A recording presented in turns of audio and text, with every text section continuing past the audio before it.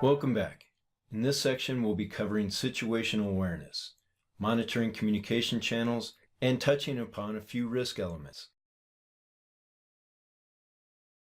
Situational awareness is the accurate perception and understanding of all the factors and conditions within the 5 fundamental risk elements that affect safety before, during, and after the flight.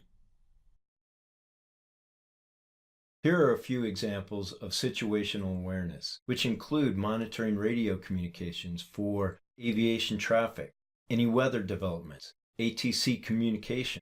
These are just a few.